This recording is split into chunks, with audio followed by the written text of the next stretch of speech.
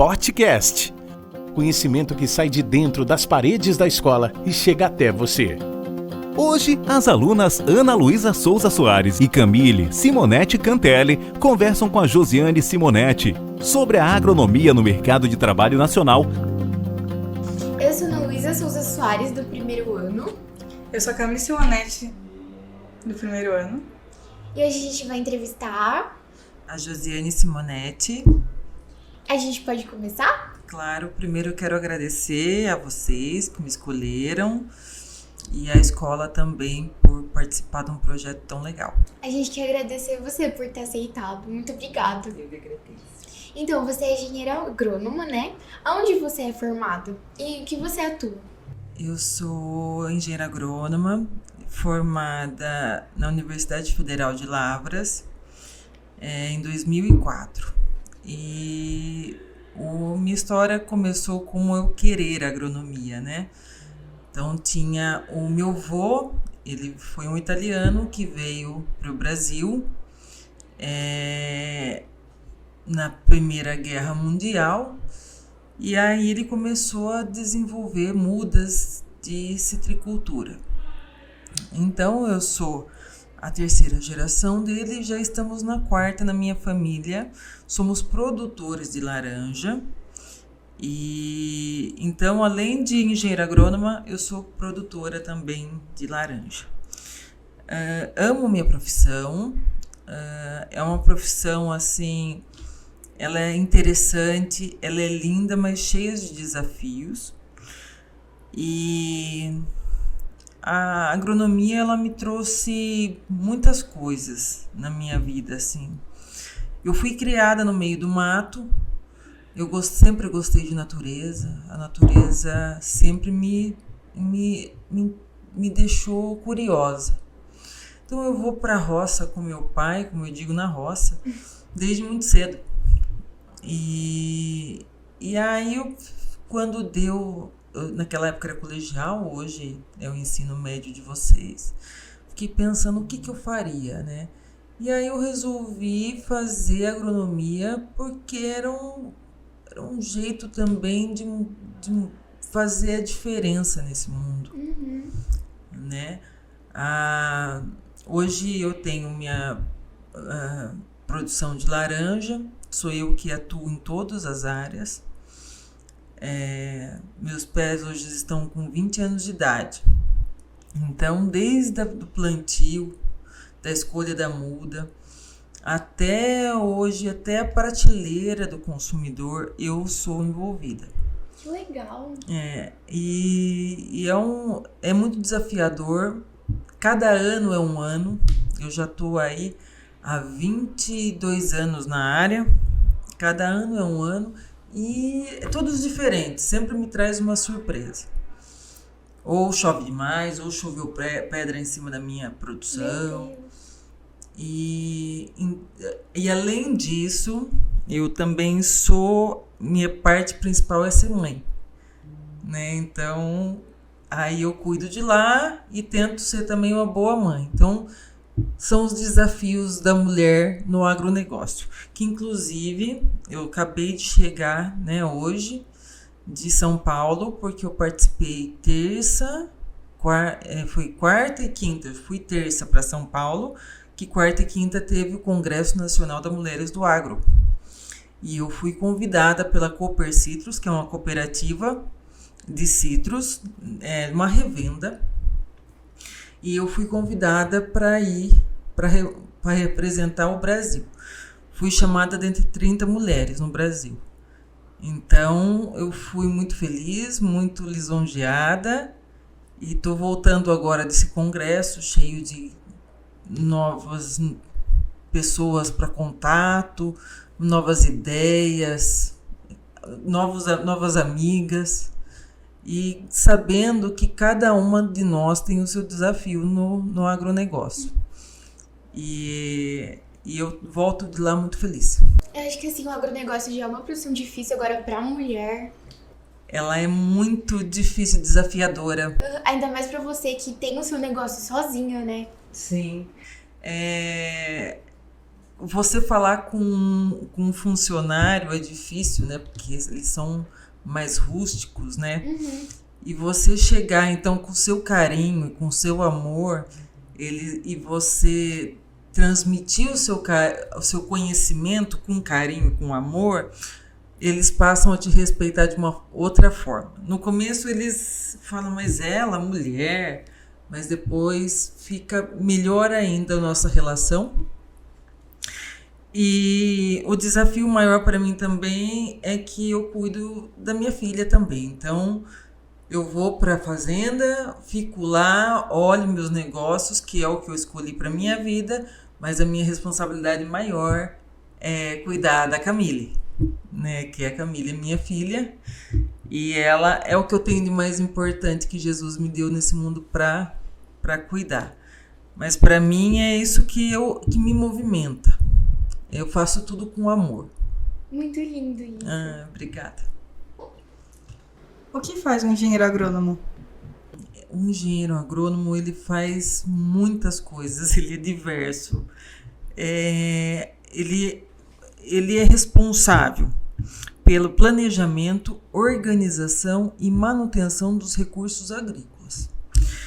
Então, desde uma partícula diferente de um bico de fertirrigação, por exemplo, que faz quanto maior o número de partículas para você fazer uma fertirrigação melhor, para fazer o cobrimento da área.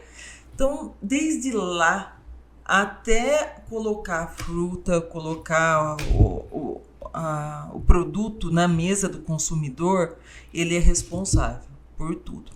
Então, é uma longa cadeia de coisas aí para fazer. Dentro da agronomia, qual que você acha que é a sua maior responsabilidade? A maior responsabilidade, eu acho que tem várias, mas eu, pessoalmente, como Josiane, é você levar comida para o mundo.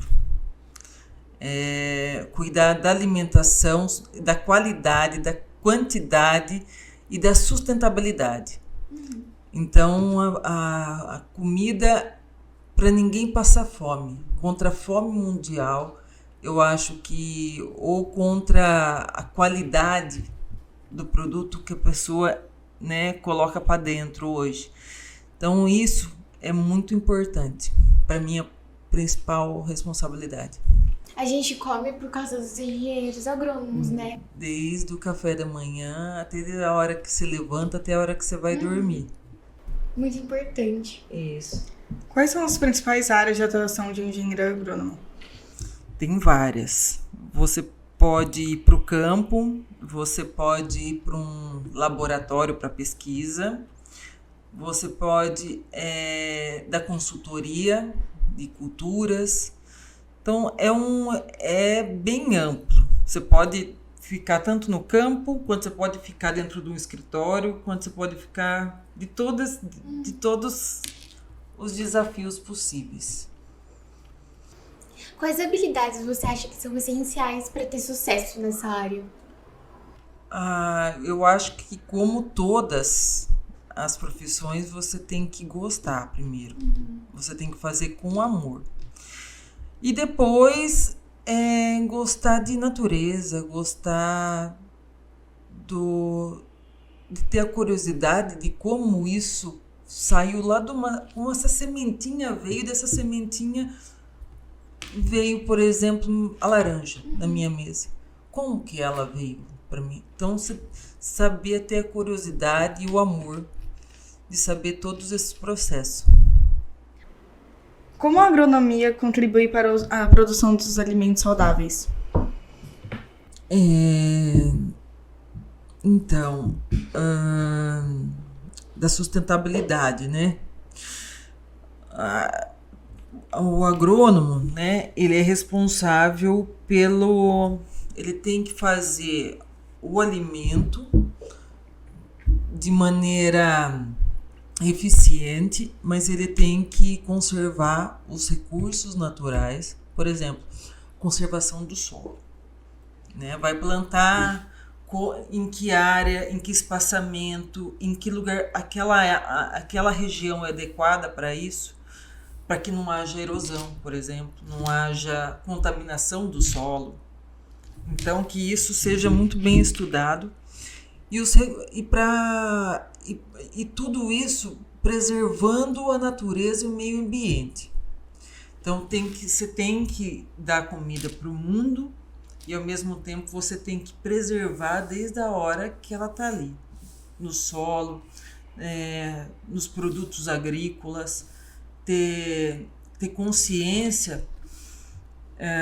Por exemplo, hoje em dia não tem como mais você produzir determinados, principalmente cultura perene. Cultura perene, por exemplo, são aquelas culturas que são vários anos.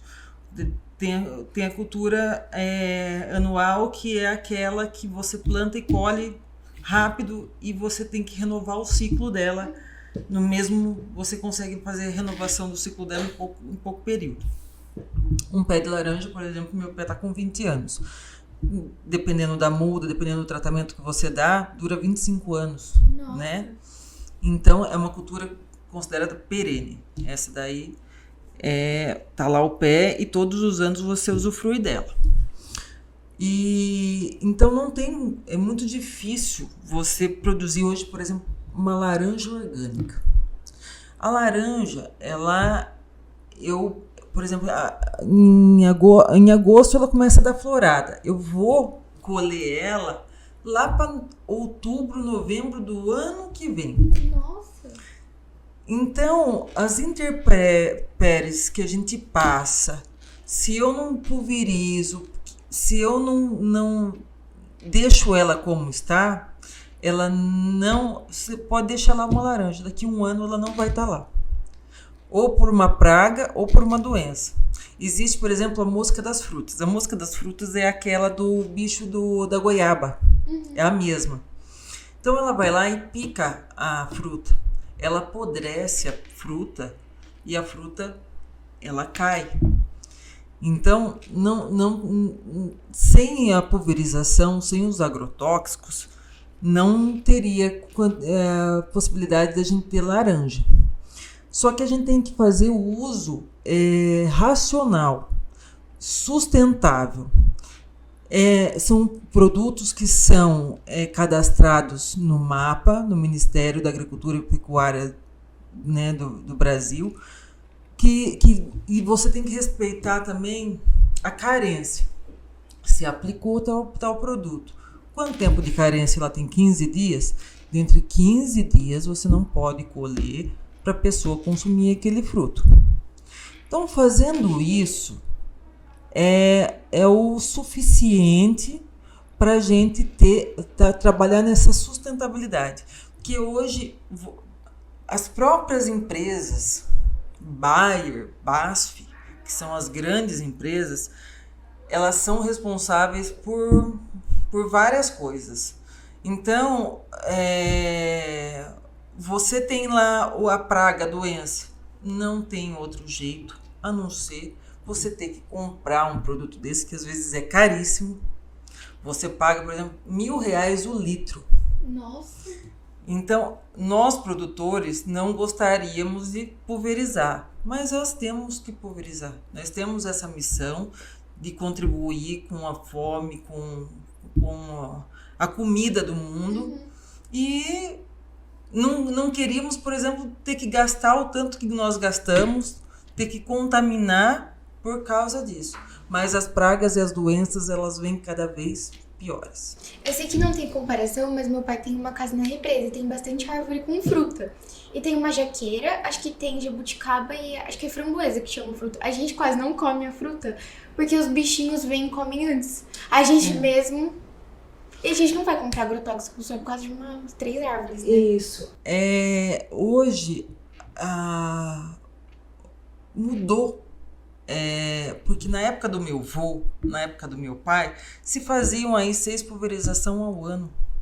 Olha, os produtos eram muito mais fortes, mas fazia aí de 6 pulverizações ao ano.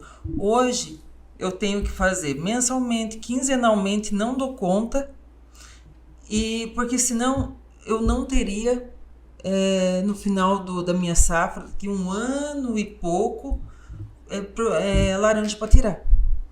Devido isso é devido também, talvez, pomares abandonados ao meu redor. Existe, hoje em dia, para produzir laranja, por exemplo, for caro. Aí as pessoas abandonam. Aí abandona, tá lá, aí enche de bicho lá, aí de repente aquilo ali acaba, vai para os vizinhos. Então E você que arca com o prejuízo, né? Isso. Então hoje em dia tá diferente o sistema. A gente, por exemplo, não gostaria de ter que pulverizar o tanto que a gente pulveriza, mas é uma necessidade. Quais tecnologias e inovações estão influenciando a prática do engenheiro agrônomo? Existem várias. Isso vai para a parte, geralmente, de pesquisa, né? Que eu falei que existe a parte do engenheiro agrônomo da pesquisa. Por exemplo, uma semente resistente a alguma praga, alguma doença, são eles que desenvolvem isso. No caso que eu estava falando de uma praga, por exemplo, hoje na agricultura, na citricultura, existe o greening, que é um psilídeo, que é um inseto, que ele pica uma planta doente, ele chupa a bactéria e ele vai numa árvore sadia, ele pica aquela árvore sadia e transmite aquela bactéria. Então, acaba dizimando a quadra toda, o talhão todo, tem propriedades que estão condenadas com essa doença que vem.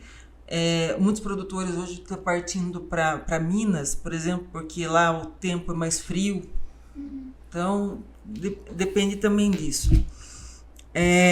Aí você estuda, por exemplo, o ciclo de vida desse psilídeo, para que vê onde que pode, por exemplo, atuar um agrotóxico na vida daquele inseto para que ele pare. Mas até hoje, nesse psilídeo, não foi encontrado.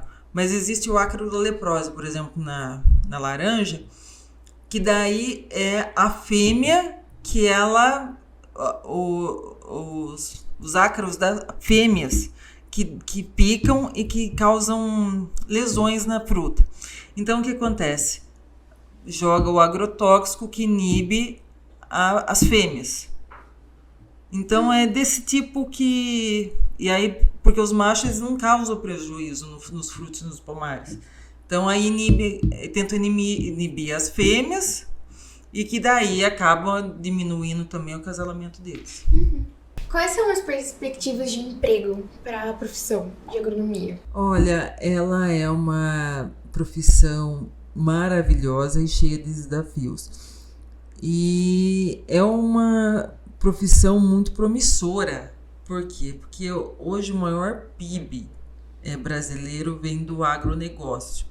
E quem movimenta o agronegócio são produtores juntamente com os engenheiros agrônomos, com as suas consultorias, com as suas pesquisas.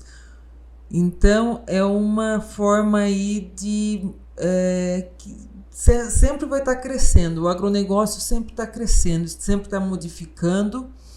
E eu, como produtora, eu também tenho que falar que a gente tenta fazer sempre o melhor também para os recursos naturais, para o meio ambiente, que a gente gosta de aprender. Tem coisas que, por exemplo, na época do meu pai, ele não sabia de certas coisas que poderiam ter consequências.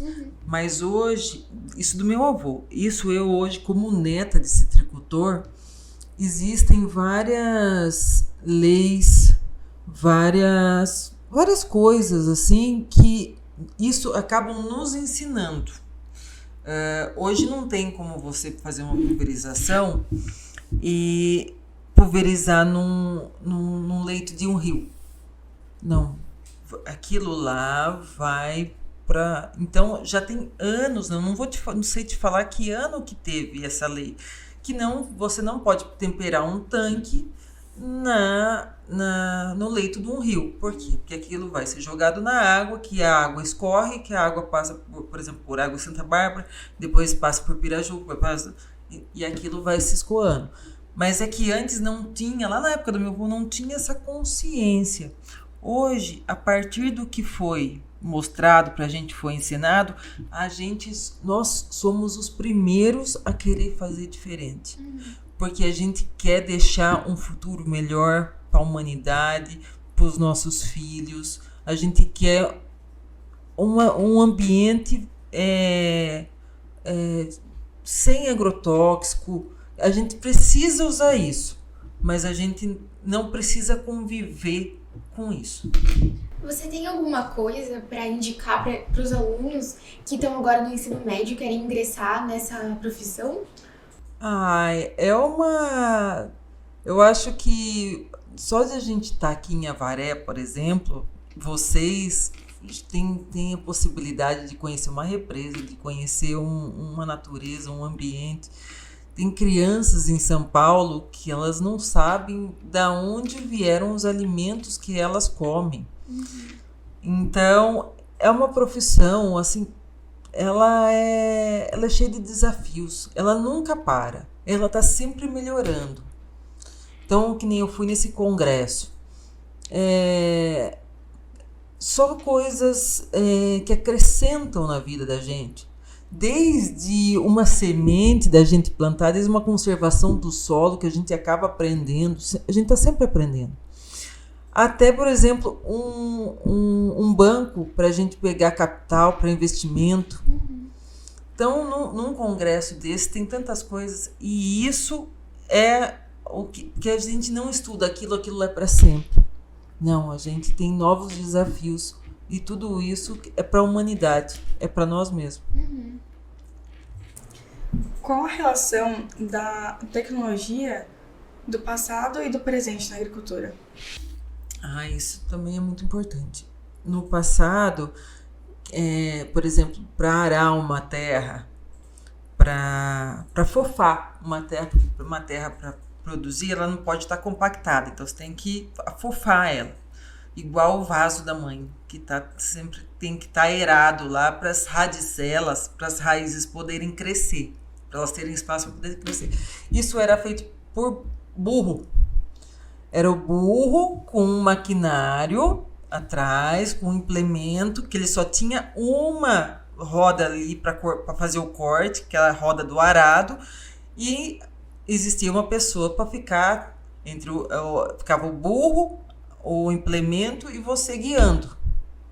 Você guiando o burro e guiando o implemento para fazer certo. Hoje existe tratores, maquinários, implementos, aradora de 20, de 30 discos, que faz uma área muito maior. Então isso talvez o meu avô se visse, por exemplo, o que um trator faz hoje com GPS, que dependendo de como ele é monitorado, ele faz tudo sozinho, talvez ele nem acreditaria que isso chegasse na agricultura ou no mundo, né? E hoje estaria até na agricultura. Então tem muitas coisas aí drones, satélites, os drones hoje, agricultura de precisão. Então o drone ele estuda a área minuciosamente, né? Hoje para você fazer um plantio, o tamanho da linha, o tamanho entre pés, entre linhas. Então o satélite climático. Antes você não sabia quando vinha uma chuva brava. A previsão do tempo não era precisa, né? Isso. E aí, por exemplo, mesmo hoje a gente passa por situações, mas um ciclone, alguma coisa assim, aqui no Brasil ainda isso não é tão desenvolvido, mas internacionalmente, satélites, né, são precisos. Então isso, você vê mesmo o clima-tempo hoje, que todo mundo tem um clima-tempo, você olha ali, é bem provável que sim, que, né, chova. Né? Então você já sabe alinhar seu dia através da previsão do tempo. Então, recentemente teve uma pesquisa em Avaré sobre a quantidade de agrotóxicos na água. O que você tem a dizer sobre isso? Eu achei uma pesquisa bem válida. Eu imagino como somente você, morador da cidade, que você vai olhar aquilo e você vai se espantar. É que hoje nós temos recursos para fazer tal análise. Hoje pensamos e temos como fazer essa pesquisa. Antes nem se pensava e também não tinha como fazer essa pesquisa. Só que antes os agrotóxicos eles eram muito mais potentes. E como eu falei há um tempo aqui agora atrás, que agora existe uma lei que você não pode lavar, você não pode usar o agrotóxico ali no manancial, ali no fluxo de água. E isso existe lei, existe fiscalização super necessário para isso. Então, se a gente não morreu lá atrás, que antes os vidros, o tanque era despejado, temperado dentro de um rio, que era muito mais fortes, hoje muito menos com isso. Hoje nós somos fiscalizados. Então, é uma pesquisa, só que eu vi assim na cidade que todo mundo ficou muito preocupado. Realmente é válido, só que com certeza passamos por situações bem piores. E não é que o agricultor, que o produtor, né, ele é ruim. Não, a gente quer crescer junto. Que nem eu disse, muitas vezes meu avô lá atrás, ele não tinha noção do que poderia causar. E desde aquela época se veio aprendendo, se veio fazendo. Essa lei, por exemplo, da água, da importância, isso daí anos atrás. Hoje, e nós nos adequamos. E a gente quer isso mesmo, a gente quer saber onde que a gente pode mudar, fazer diferença. Né? Porque se eu, que sou uma produtora, que eu sou a engenheira agrônoma, que tenho um conhecimento, eu preciso ir para congresso, eu preciso de leis, eu preciso de pessoas que venham me apoiar, você imagina lá atrás. O pessoal vê os agrotóxicos como inimigos, mas sem eles a gente não ia comer, né? Com certeza, a gente infelizmente não teria como pagar para ver. Falar assim, olha, então eu vou deixar 1 ano sem pulverizar para vocês verem, por exemplo, eu forneço laranja para a CEAGESP em São Paulo, tem Grupo Açaí, Carrefour, então tem isso. Não dá para falar, olha, vocês vão ver, eu quero mostrar para vocês que sem eu colocar algum agrotóxico, quanto que eu vou tirar de laranja aqui. E isso porque laranja não é também um produto da primeira linha da cesta básica, que são os básicos.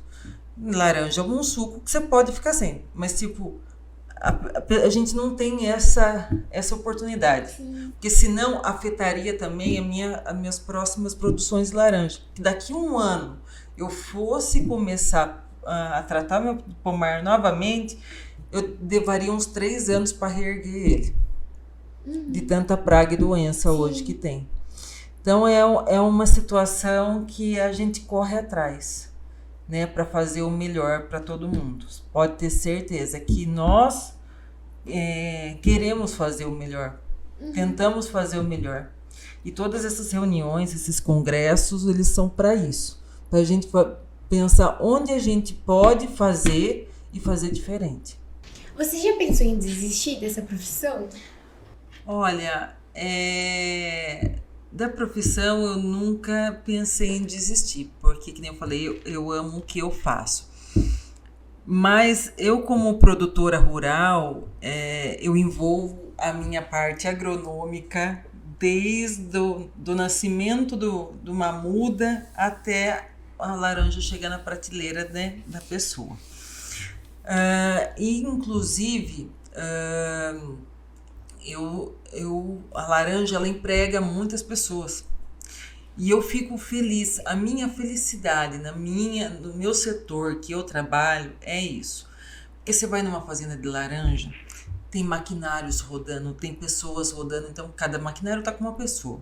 Eu tenho pessoas morando nas propriedades, então eu dou casa, água, luz, Eu vejo as crianças crescendo, a minha preocupação, a escola vai até a porta da casa delas buscar as crianças. Eu me preocupo com cada morador, com cada trabalhador meu. Não quero que isso seja a sequência dos filhos deles trabalharem para mim. Pelo contrário, eu quero que os filhos deles virem doutores. Sejam as pessoas para um dia poder defender o agronegócio, defender aquela mulher. Ela me ajudou muito, ajudou meu pai. Eu me emociono de falar disso. Porque a laranja, ela emprega. Tem época da colheita, por exemplo, tem 100 pessoas trabalhando para mim. 100 pessoas são 100 famílias trabalhando para mim. Isso eu me emociono, eu fico feliz. Fora, durante todo o processo até a colheita. Então, só na colheita. Então, se fosse, por exemplo, cana, é triste você entrar numa propriedade de cana. Ela é seca, ela não tem nada, ela não tem vida. Você entra numa de laranja, ela tem vida, ela tem criança, ela tem gente rodando para lá, é maquinário de pulverização para lá, maquinário de herbicida para cá, é a colheita, o outro lado de lá já está no final, eu cuidando da minha florada, a colheita já está lá de novo. Eu gosto de ver, de sentir esse amor. Mesmo com as leis trabalhistas hoje, aquelas pessoas que querem certas oportunidades, isso é muito difícil parecer para mim, porque essas pessoas, graças a Deus, não chegam até mim, mas já chegaram, já tive pessoas assim, que elas aproveitam qualquer coisa sua e você tenta dar de tudo para aquela família, para elas se reerguerem, para elas se melhorarem, e depois por causa de leis trabalhistas, que às vezes nem eles sabem, que eles vão num advogado, o advogado chega e fala isso, você pode pegar aquilo, e aí acaba nos desanimando, porque é como se fosse uma ingratidão, porque realmente você fez com amor, você deu com amor, não era só uma pessoa por produtividade que trabalhava para você, não, você queria ver aquela família bem, crescer. Eu me preocupo se eles estão bem, se eles vão pegar minha máquina bem, se eles dormiram, como que eles estão na casa dele, uma mulher e o marido, os filhos. Então eu vejo que isso que é o principal da gente mover o mundo. Porque eu ter a minha terra e poder arrendar e não se preocupar com mais ninguém, não ter responsabilidade com isso, com o mundo hoje, é fácil. Eu estaria na minha casa, eu estaria na praia, eu estaria viajando. Não, eu gosto de ver amor, eu gosto de ver dinheiro girar para as pessoas melhorarem de vida. Só assim o mundo vai mudar. E os meus funcionários, eles, se você perguntarem de mim para eles vão falar: Dona Josiane é uma mulher simples. Dona Josiane é uma pessoa do bem.